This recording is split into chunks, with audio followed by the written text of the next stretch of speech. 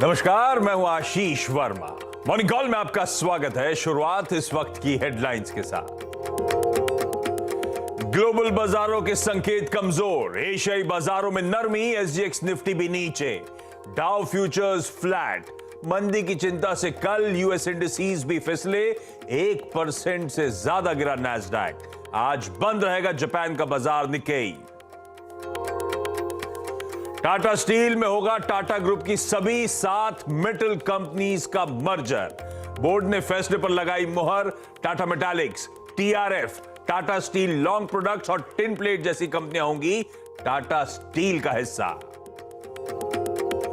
चौथी तिमाही में ठीक ठाक रहे एक्सेंचर के नतीजे। डॉलर रेवेन्यू 15% बढ़ा, अच्छी रही आउटसोर्सिंग डिमांड। कंपनी ने अगली तिमाही में डॉलर रेवेन्यू गाइडेंस 1.5% से बढ़ाकर 2.1% किया। आज घरेलू आईटी कंपनियों में दिख सकता है एक्शन। रिकवरी एजेंटों से लोन वसूलने पर आरबीआई सख्त। एमएनएम फाइनेंस को थर्ड पार्टी लोन रिकवरी बंद करने का दिया आदेश। कहा कर्मचारियों के जरिए कर्ज वसूल करे कंपनी। झारखंड में एक महिला की हत्या के बाद आरबीआई का फैसला। और बारिश से थमी दिल्ली एनसीआर की रफ्तार। वीकेंड पर भी भारी वर्षा की चेतावनी। नोएडा समेत यूपी के कई शहरों में आज बंद रहेंगे स्कूल। गुरुग्राम में वर्क फ्रॉम होम की एडवाइजरी।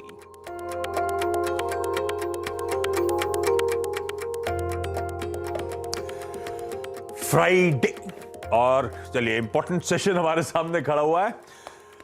कल का मार्केट क्विकली स्क्रीन पर आएगा। 0.5% के आसपास का दबाव। एक्सपायरी के दिन बहुत वोलेटाइल कामकाज हुआ। हम बहुत बड़े इवेंट्स पर रिएक्ट कर रहे थे, उस याद से बुरा नहीं था भारतीय बाजारों का प्रदर्शन। ऑफ लोज बार बार गिरावट से रिकवरी की कोशिश करते रहे, पर ठीक है, 0.5% की कमजोरी 17,630 के लेवल्स पर क्लोज। निफ्टी बैंक की वीकनेस ज्यादा थी, वो पॉकेट आउट परफॉर्म कर रही थी, तो कूल ऑफ भी थोड़ा ज्यादा होती हुई नजर आई। कल के ट्रेडिंग सेशन में 1.25% के आसपास का दबाव वहां पे। और आज के लिए संकेत 0.5% और दबाव के साथ शायद आज हम लोग कामकाज की शुरुआत करेंगे।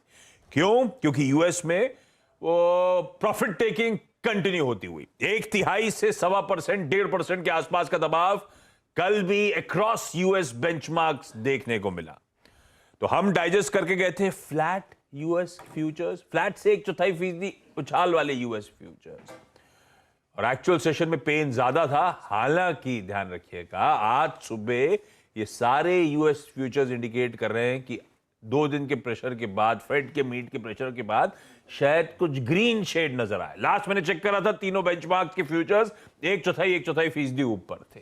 पर फिर भी हुआ क्या, जहां छोड़ा था वहां से यूएस के फ्यूचर्स हल्के दबाव में। तो ये ध्यान रखना है। पर ये क्योंकि हमेशान में आ रहे हैं, हमें खुलने में भी समय है, तो वॉच आउट करिएगा। लेकिन 0.5% एसजीएक्स निफ्टी का प्रेशर, ऐसे में ग्लोबली मूड बॉल है कैसा। नीरज जी बगल में बैठे, इनसे बातचीत होगी। अमित सेठ साहब ने इस पूरे हफ्ते मदद करी है, फ्राइडे के दिन भी मदद करेंगे। कोलकाता से आपको आपकी स्क्रीन पर नजर आएंगे। Amit ji good morning. और हर्षदा बताएंगी तमाम इंपॉर्टेंट स्टॉक्स न्यूज। कैसा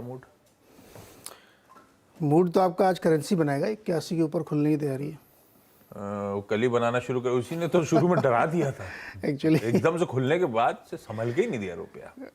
और आज भी ऐसे संकेत है कि 81 के ऊपर जाएगा। देखिए, कल फेड के बाद ना दूसरी खबरें थी, दुनिया भर के जितने सेंट्रल बैंक हम लोग इंतजार कर रहे थे, सब ने बढ़ाया खूब दबा के, कोई 1%, कोई 0.25%, इस तरीके से ग्लोबली सारे सेंट्रल बैंकर्स ने रेट बढ़ा दिए। तो एक कलेक्टिव इम्पैक्ट आपको देखने को मिला। इसलिए कल फिर से यूएस मार्केट में वीकनेस देखने को मिली, कमज़ोरी के साथ बंद हुए।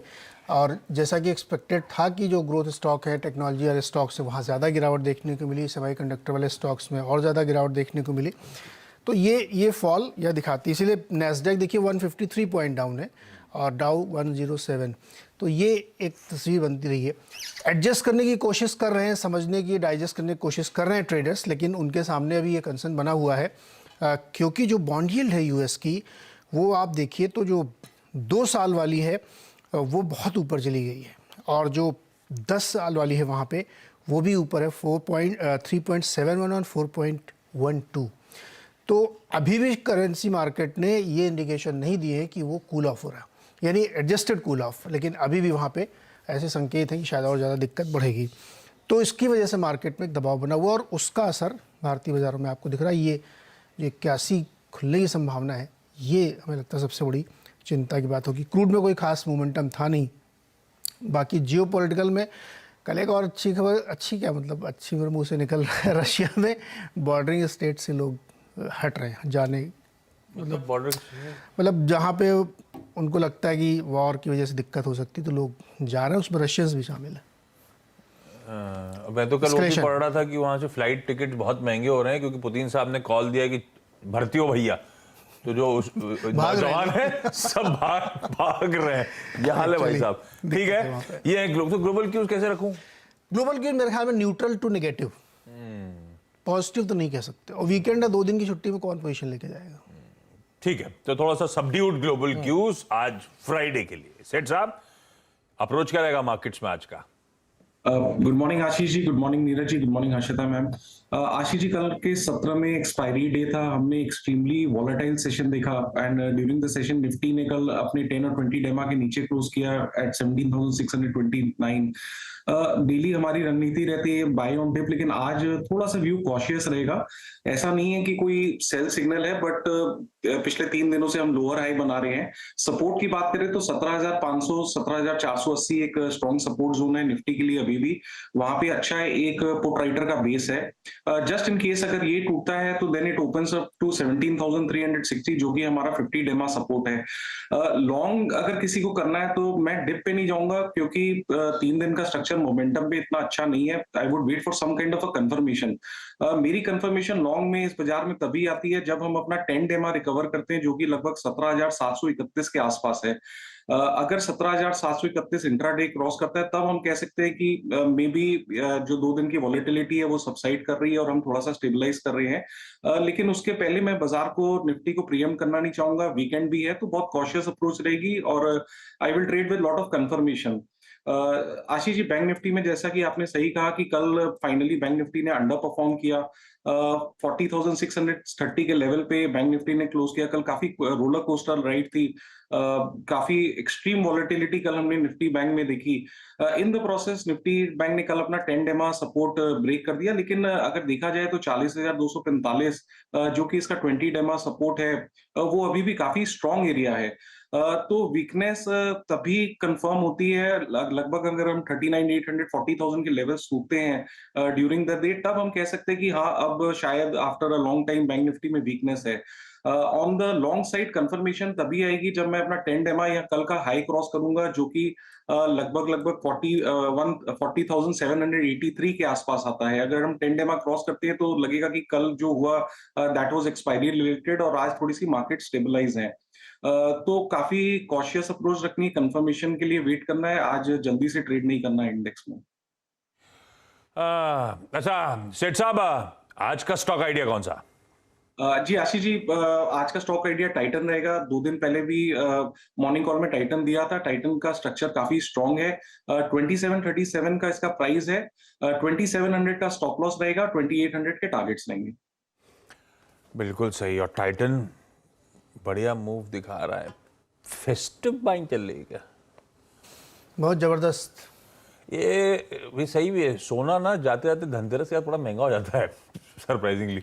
अभी ज्वेलर महंगा देते हैं, आप पहले से प्रीएम्प्ट करके ले लो, आपको लेना ही धनतेरस पे तो अदरवाइज ऐसे करते हैं, धनतेरस पे बुक कर लो और बोलो कि उस दिन लूंगा तो मुहूर्त शुभ मुहूर्त तो उसी दिन है, भाव आज लॉक कर लेता हूँ, उस दिन आके ले लूंगा। यस यस, बहुत ज्यादा होता है क्योंकि आपने देखा हमेशा धनतेरस दिन 500 रुपए 400 रुपए तो ज्यादा खींच ही देते हैं वो लोग। आजकल जैसे पितृपक्ष चल रहा है, शॉपिंग नहीं करते लोग, इस समय बुकिंग करते हैं लोग। बुकिंग करना ऑस्पिशियस होता है क्या? ऐसे नहीं बुकिंग कर, आप डिलीवरी नहीं ले रहे ना, आपने बुक कर दिया हम लेंगे धनतेरस के दिन, दशहरे के दिन। तो इस समय बुकिंग चले। आप अनऑर्गेनाइज दुकानों में जाइए, जो छोटी छोटी दुकानें होती है, जबरदस्त भीड़ है। ज्वेलरी में भयानक भीड़ है आजकल, इसलिए गोल्ड नीचे नहीं आ रहा उतना। सेठ साहब, आपके रडार पे बार बार टैटन रहने की क्यों आ रहा है? भाभी के लिए कुछ लिया क्या? नहीं सर, मुझे एक्चुअली इसका चार्ट स्ट्रक्चर बहुत पॉजिटिव लग रहा है। Continuously it's almost on the way verge of 52 week high also, और स्ट्रक्चर काफी पॉजिटिव है, तभी रडार पे आ रहा है। दुर्गा पूजा के लिए आपने भाभी के लिए अब आज लेना पड़ेगा। अब बोल नहीं रहे, भाभी सुन ले तो मजा आएगा। आज प्रेशर बिल्ड कर दिया आपने। चलिए सेठ साहब, थैंक यू सुबह सुबह जुड़ने के लिए। मैंने कहा अपफ्रंट आपसे पूछ लूं ताकि आप फ्राइडे को फ्री ऑफ हो जाएं। बढ़िया, टाइटन वो स्टॉक जो रखी है रडार पे। अब हर्षद से जानते हैं सारे इंपॉर्टेंट स्टॉक्स इन। आशीष, एक खबर जिसका काफी समय से इंतजार था, Tata steel and Tata steel की जो मेटल एंसिलरीज है वो अब सुबह सुबह डेवलपमेंट निकल कर आया है कि जो 7 कंपनियां हैं जो मेटल सेक्टर से जुड़ी हुई है, इन सबका एमैल्गमेशन या फिर सबका मर्जर पेरेंट टाटा स्टील के साथ होता हुआ दिखाई देगा, जिसमें टीआरएफ है। और हर रोज टीआरएफ के स्टॉक में आपने नोटिस किया होगा काफी तगड़ी तेजी देखने को मिली थी। तो TRF, Tata Metaliks, Tata Long, Tinplate, ये तमाम स्टॉक्स दरअसल अब टाटा स्टील में मर्ज होते हुए दिखाई देंगे। ज्यादा सिनर्जीज रहेगी और इस पर काफी पहले से चर्चा हो रही थी। अब फाइनली यहां पर इस पर्टिकुलर मर्जर को अंजाम दिया गया है। अब रेशियोज समझना इंपॉर्टेंट है क्योंकि उसी लिहाज से फिर आप स्टॉक्स में इंटरेस्ट भी देखेंगे। तो जो फिलहाल प्रेस रिलीज सामने आई है वो यही कहती है कि अगर आपके पास 10 टीआरएफ के शेयर हैं, उसके सामने आपको 17 टाटा स्टील के शेयर मिलेंगे, 10 टाटा मेटालिक्स के शेयरों के सामने 79 टिस्को के, टाटा स्टील के 10 टाटा लॉन्ग प्रोडक्ट्स के 10 शेयरों पर 69 टाटा स्टील के प्रोडक्ट्स के शेयर मिलेंगे। और टिनप्लेट के लिए जो रेशियो आ रहा है, for 10 of tinplate 33 of Tata steel. ये फिलहाल डिटेल सामने निकल कर आई है।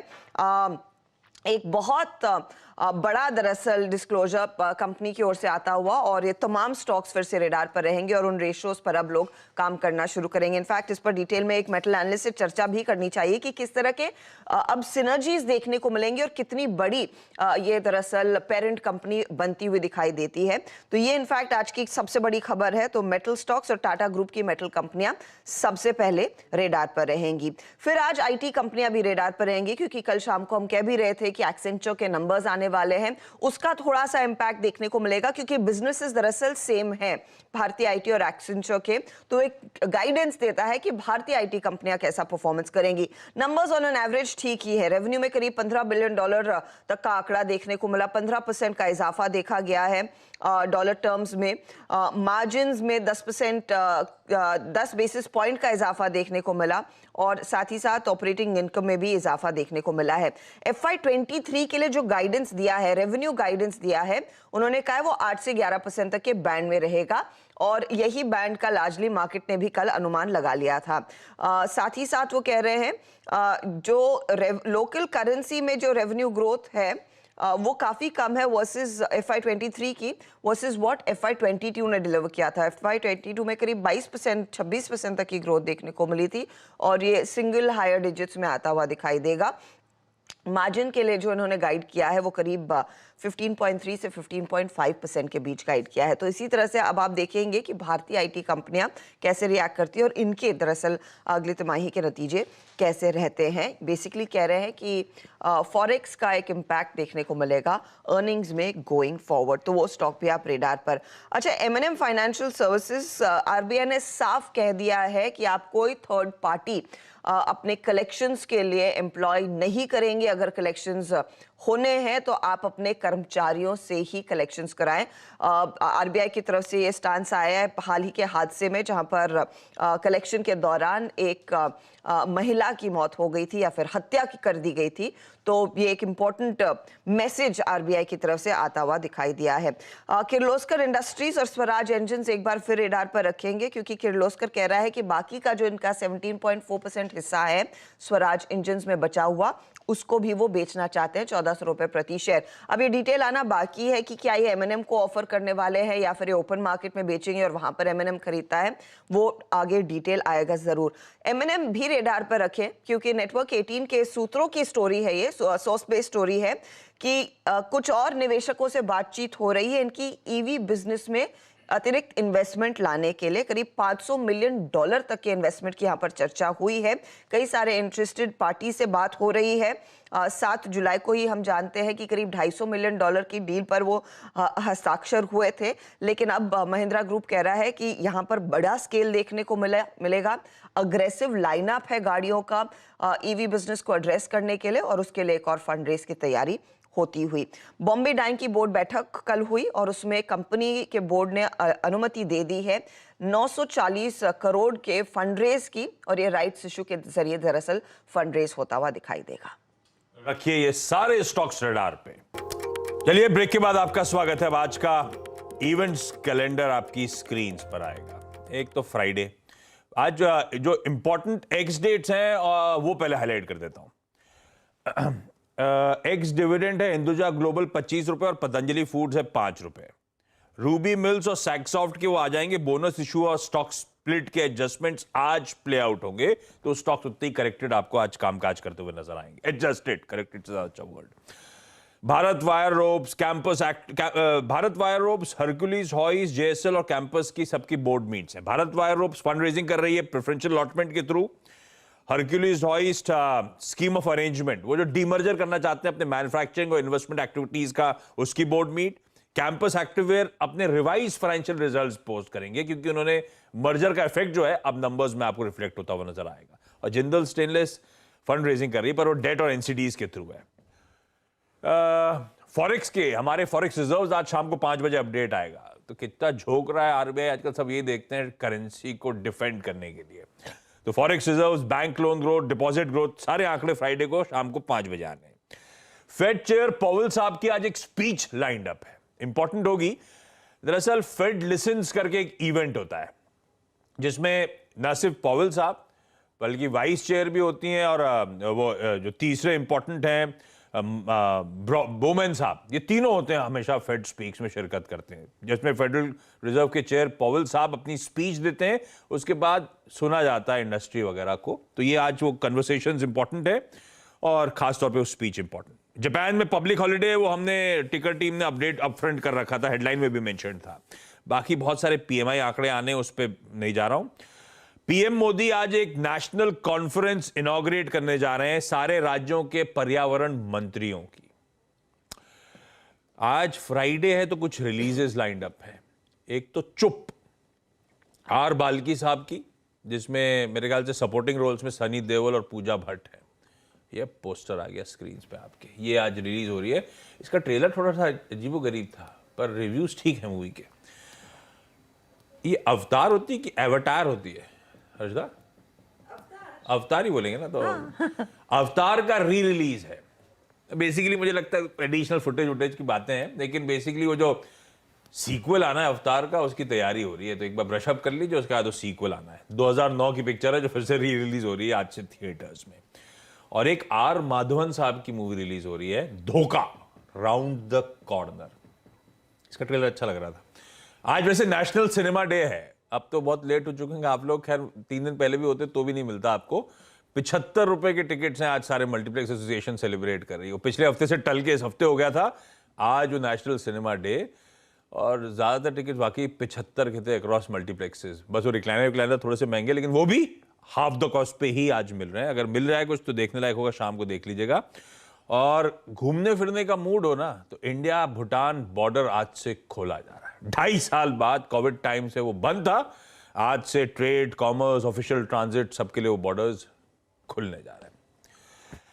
जाते थे एसजीएक्स निफ्टी स्क्रीन पर आएगा, दबाव के साथ कामकाज। और सेठ साहब ने आज अभी तक बाय ऑन डिप्स, उन्होंने स्पेसिफिकली कहा कि आज जरा सा मैं कॉशियस रहूंगा। पिछले 3 दिनों के मार्केट्स के बिहेवियर को देखते हुए कॉशन बरतिए। आज वो बाय ऑन डिप्स वाला मार्केट शायद ना हो। इस नोट पर आज के शो मॉर्निंग कॉल में इतना ही। ब्रेक ले रहा हूं, ब्रेक के उस पार सीधा सौदा। नमस्कार।